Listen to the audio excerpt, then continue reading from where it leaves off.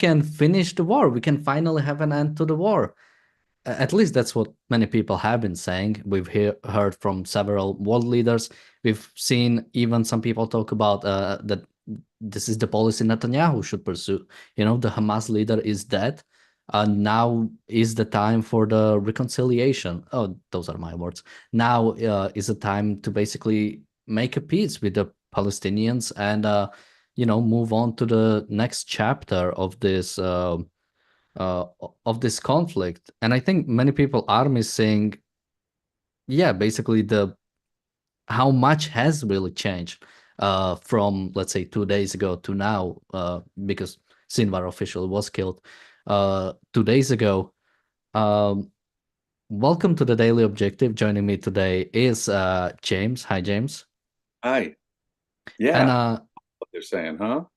yeah, so You first know we're gonna. let me just point something out. Before Israel went into Rafah in southern Gaza, the West was telling them, don't do it, don't do it. Biden was discouraging in the strongest terms possible Israel going into Rafah. So if Israel took the advice of Western leaders, they wouldn't have killed Sinwar. Sinwar would not be dead now. So this amazing opportunity for peace that they think is an opportunity in itself for peace would never have been achieved if we took their advice in the first place. They're looking for a way, they're looking for the off ramp in any case from this war. So they will take any victory, small, near term, medium term, as a chance to, oh, now let's stop. Now let's have the ceasefire. Let's have peace. But no, of course, you can't do that so long as Hamas's army is still there, ununiformed, so long as the ideology is still entrenched among the people. Obviously, that makes no sense. So I would just point out that, of course, this is just a new round of saying, oh, well, Sinwar means we can all end the war now. Well, if we listened to all these world leaders, they wouldn't have gotten Sinwar this time, would they? Yeah, so and we've heard something similar from the Democratic nominee for the President of America, Kamala Harris. So let's listen to a short bit of what she said. Today, Israel confirmed that Yahya Sinwar, the leader of Hamas, is dead, and justice has been served. And the United States, Israel, and the entire world are better off as a result. Sinwar was responsible for the killing of thousands of innocent people, including the victims of October 7 and hostages killed in Gaza. He had American blood on his hands. Today, I can only hope that the families of the victims of Hamas feel a sense and measure of relief. Sinwar was the mastermind of October 7, the deadliest day for the Jewish people since the Holocaust. A terrorist attack that killed 1,200 innocent people and included horrific sexual violence and more than 250 hostages taken into Gaza, including 7 Americans, living and deceased, who remain in captivity. A terrorist attack that triggered a devastating war in Gaza, a war that has led to unconscionable suffering of many innocent Palestinians and greater instability throughout the Middle East. In the past year, American Special Operations and intelligence personnel have worked closely with their Israeli counterparts to locate and track Sinwar and other Hamas leaders. And I commend their work. And I will say, to any terrorist who kills Americans, threatens the American people, or threatens our troops or our interests, know this, we will always bring you to justice. Sorry, I think, James, there was a part you wanted to talk about, and Yes, and it didn't include there. She said, "This is our opportunity to." I don't think that was the right clip. She said that the death of Sinwar gives us an opportunity for peace that Israel should seize. That this, in effect, is our chance for a ceasefire. We didn't have that part. We did hear some pretty awful things there. I mean, she did say it was ghastly what she was talking about when she just implicitly mentions the suffering, the terrible suffering of the Palestinian people. Their needs, as we pointed out here, obviously there's been insufficient suffering on the part of the Palestinian people, not sufficient at all. But that's part of her complaint here. In the clip that I was hoping that we would play, that I saw this morning, and I thought I sent you, but I'm sorry, it may have been my fault, but I don't know how that got screwed up. But in the later in that very same statement, perhaps it is part of that statement. Now that I think of it, she absolutely says the death of Sinwar is now an opportunity to bring this all to an end. It's not her, as you point out, alone. There's a lot of world leaders saying the exact same thing. The front page of the Wall Street Journal today, Israel's options: end war or fight on. I mean, there it is on the front page of the Wall Street Journal today, as if ending the war now because Sinwar is dead is a realistic option. That's the realistic option for continued war. If Israel stops now, there'll be more October 7th. And that's what Harris was in the statement that I was hoping we'd have a clip of. In that clip, Harris is saying this is an opportunity to do that. This is the off-ramp. Now that Sinwar is dead, we've been avenged, in effect, for October 7th. Now we can put it to bed because we know every other Palestinian is totally innocent. And anyone in Gaza has been totally innocent. That's not true. The ideology is not dead. Yeah, the plenty of the Hamas supporters, Hamas fighters who are still alive.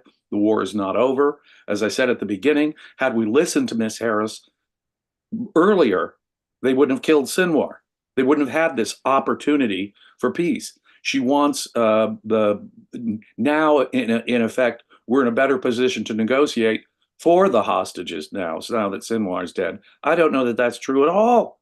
I don't know that that's true at all. If it has increased the chances of getting the hostages back, it's because they're beginning to feel the heat. And if this isn't sufficient, which I don't know that we have, it'll all be sufficient when they release those hostages. The real indication that it's over will start happening when they start surrendering, when they start accepting Israeli troops in the area because they understand that they have caused this problem themselves, when they question their ideology. And of course, they always have the option to release the hostages. And now that Sinwar's dead, if there was any slight improvement, they would be considering it right now. And other changes as well, you'd think, but that's not happening. But the death of Sinwar is just as the attack on the leadership up in Hezbollah was a good first step. By attacking leadership and taking out communications, you give yourself an opportunity to destroy the enemy, the enemy's army, the enemy's people. And similarly, with the death of Sinwar, this gives us a greater opportunity to destroy Hamas, which is still alive and breathing. And so long as there is still an active Hamas force, so long as they're considering a successor for Sinwar, then there is no end to this. And there is no option, as the Wall Street Journal suggests in their headline, to just stop. That option is an option for more October 7th. Yeah, Israel could stop now, guarantee perpetual war, more October 7th, if they stop in their attack on Hamas now. They have to finish the job, eradicate Hamas, and frankly, decide how they're going to control Gaza so that this doesn't happen again. You can't just turn it back over to a population or to a group like Hamas, which still exists and hasn't changed their tune one little bit. So I found the clip, so let's play just 15 seconds of it or so, just so we are fair to Miss Vice President. And greater instability throughout the Middle East. Hamas is decimated and its leadership is eliminated. This moment gives us an opportunity to finally end the war in Gaza.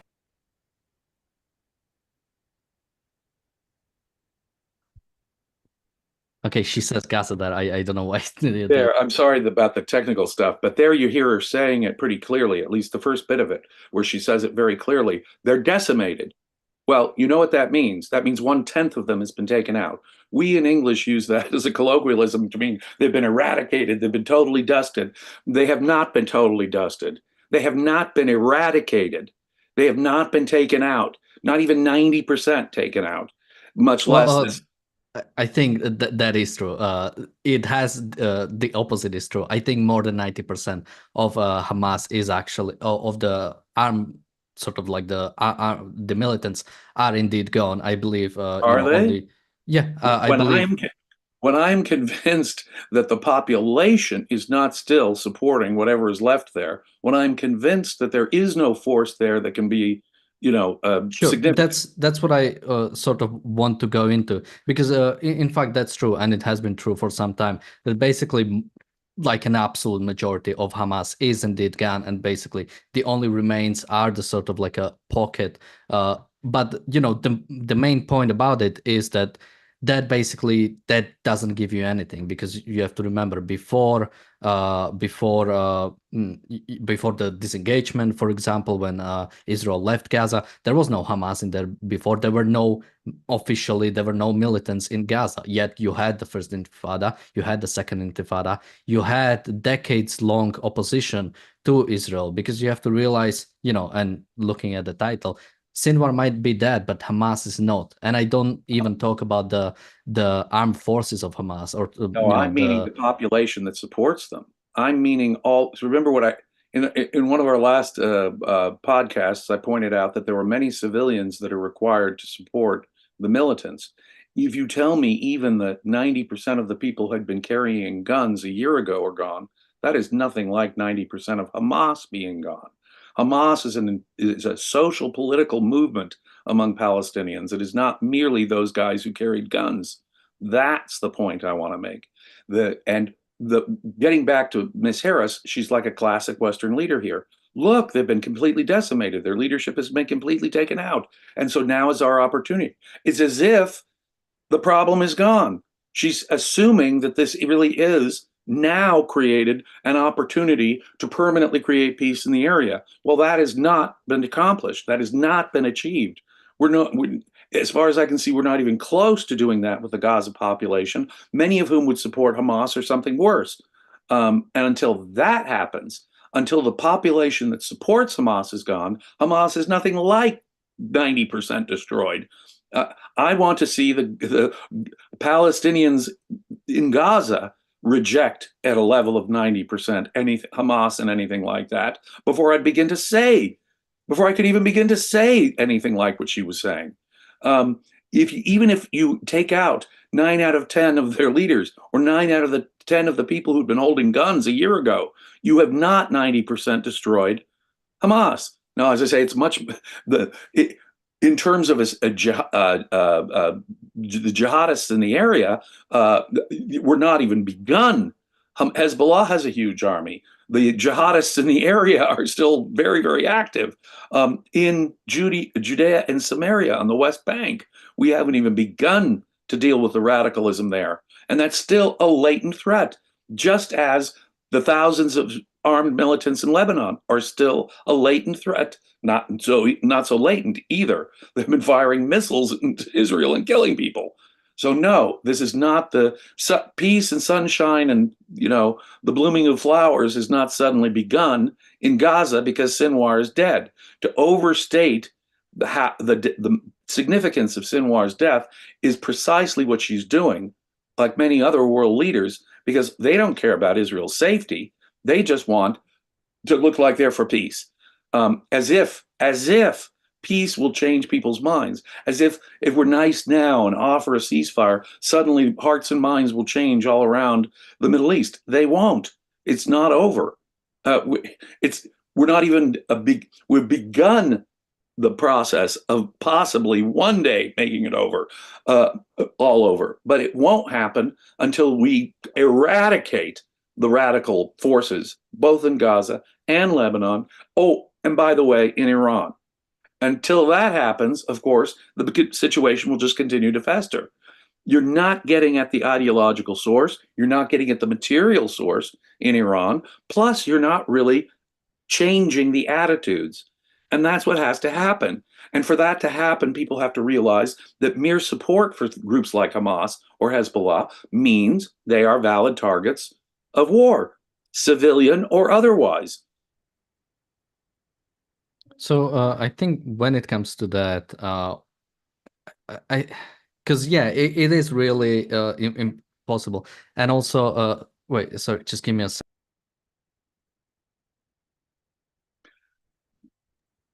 Technical issues, ladies and gentlemen. No, I just had to yell really hard at someone because I'm messing my head.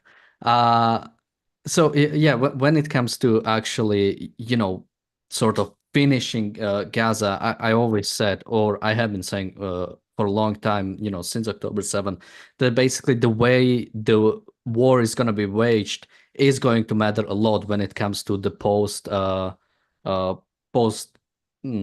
post-war reconstruction in Gaza, similar to the post-war reconstruction of Germany. You have to remember, the when it came to actually destroying, the ideas of Nazism or the ideas of Shintoism in Japan, it didn't just take, eliminating large parts of the army or eliminating the leaders.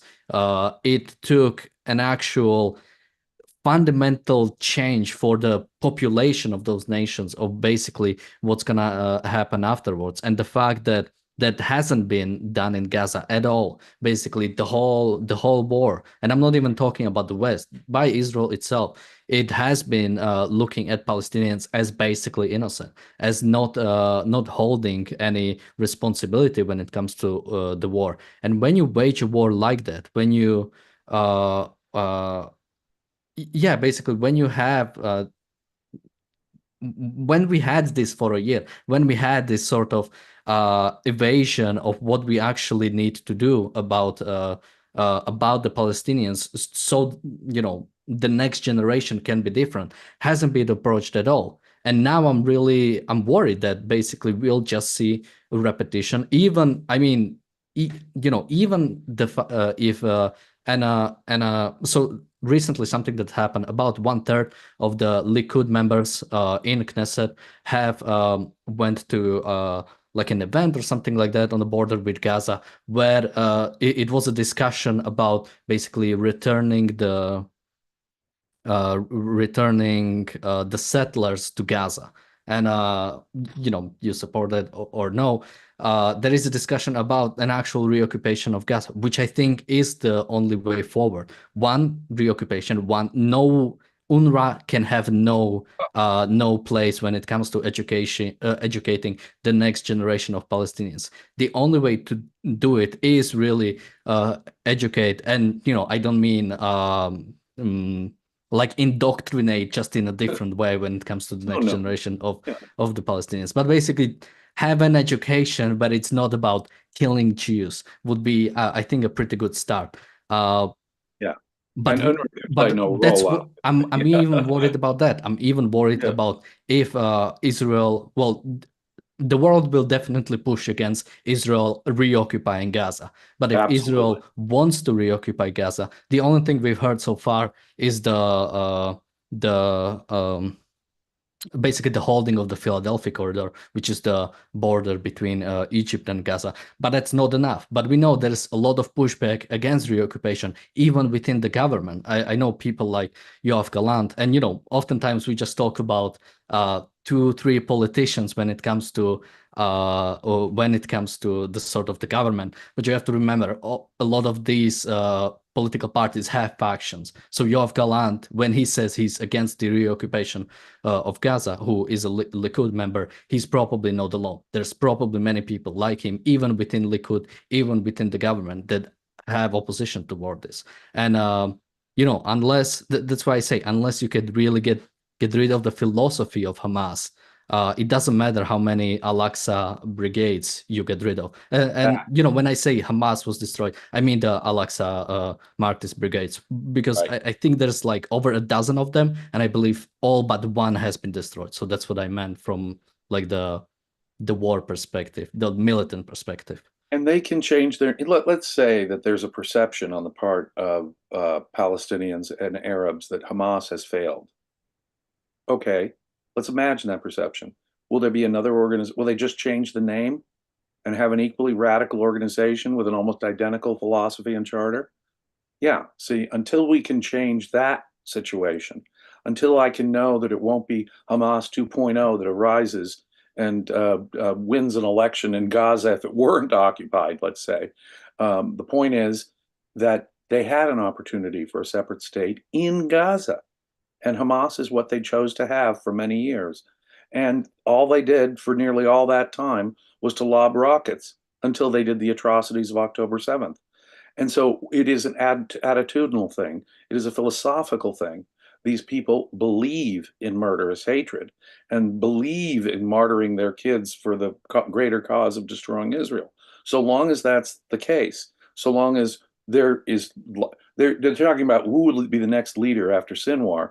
Well, even let's change it even more radically. Let's say that they say, okay, we're not going to call ourselves Hamas. We're going to recharter a new organization, but it'll be substantially the same.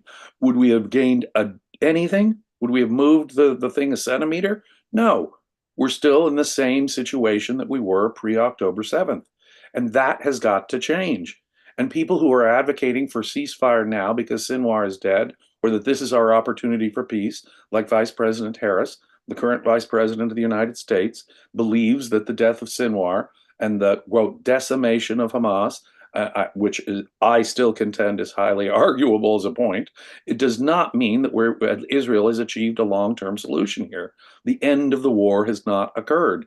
The end of the war will occur when the population isn't eager to have a new leader for Hamas, continue to support an organization like Hamas or a Hamas 2.0. Yeah, so can you? Yeah, you can hear me. So on the production meeting, we've talked about the sort of when systems or when nations get destroyed, and when it gets a shock and something different comes out of it. And I argue that it's always going to be something terrible. You know, when the Soviet Union fell apart, no United States of America came out of that. Terrible either oligarchs or mafias basically took over from that chaos for a long time. In Russia, it basically became permanent. The sort of the rule of oligarchs, and it's and you sort of have it similar when you don't have when something falls apart, instead of revolting for something or revolting against something, you oftentimes have something terrible. So similar to Hamas just falling apart, and not even falling apart on its own weight, but basically by being an authoritarian state, sort of like falling apart because and of course they wouldn't, because we have been subsidizing them for 20 years almost.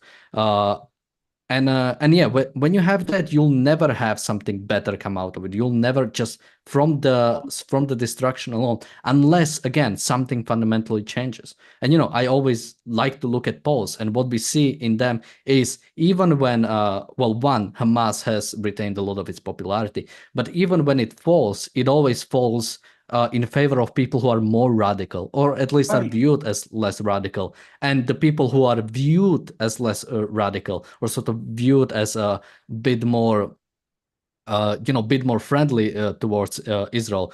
I'm talking about people like Mahmoud Abbas, which it's crazy to think of him as a moderate, because when you look at it objectively, yeah, he's also, but the way perception is, he is viewed as the sort of like the moderate side of the Palestinian conflict, the one that is sort of willing to have some sort of relations with Israel. And you look at his numbers, and I think he has like 2% approval ratings, and even the Palestinian Authority or Fatah or the Palestinian Liberation Organization, depends on when you want to go, they are deeply unpopular for not being radical enough, right? Or at least not being viewed as radical enough. Right. No, he and his organization pay bounties to terrorists and the family of terrorists, but that's not enough, because he's theoretically one day willing to negotiate with Iran.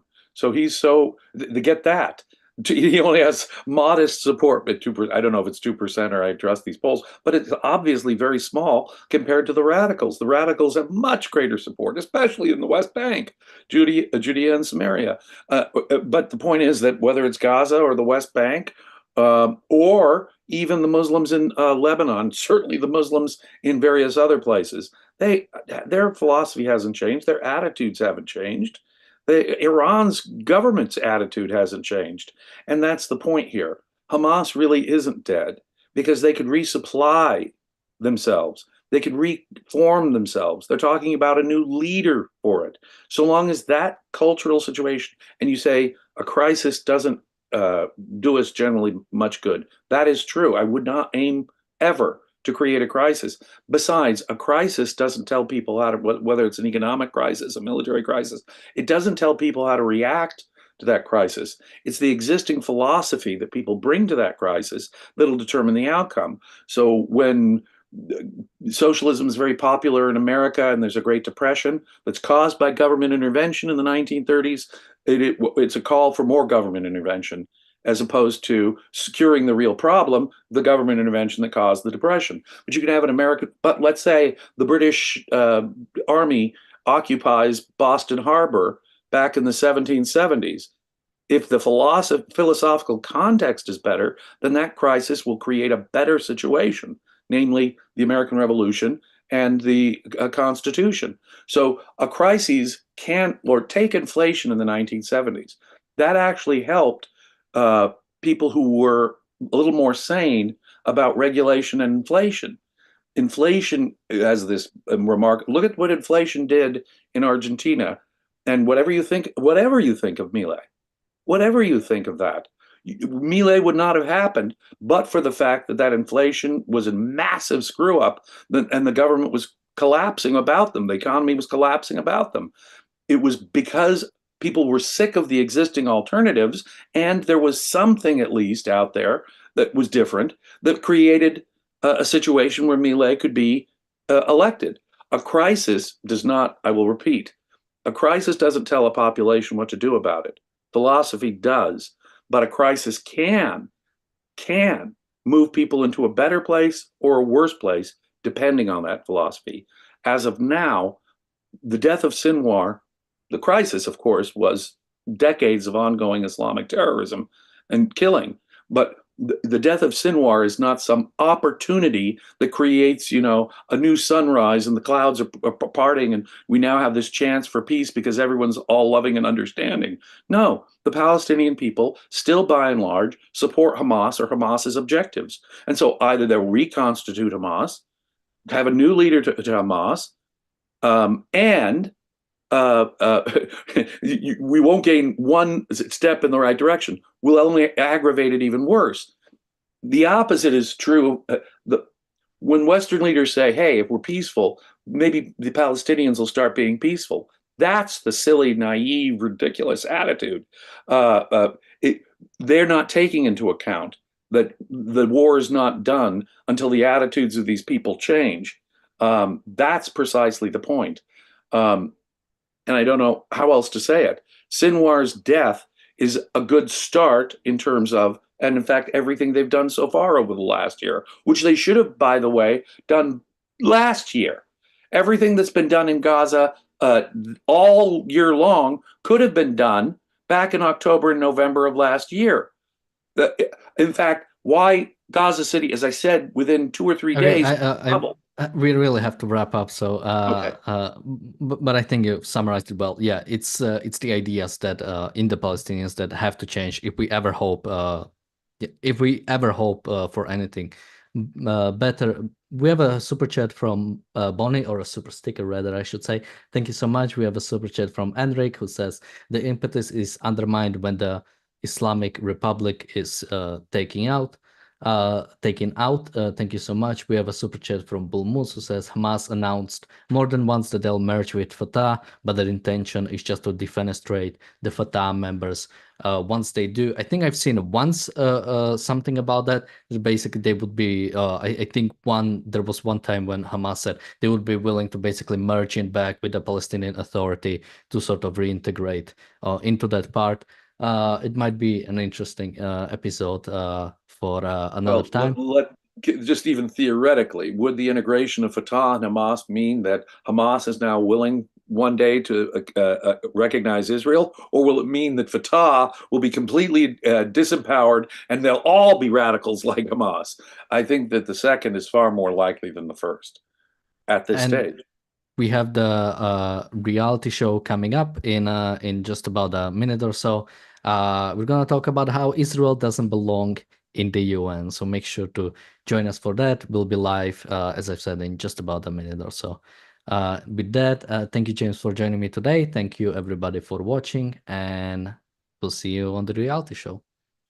Be safe.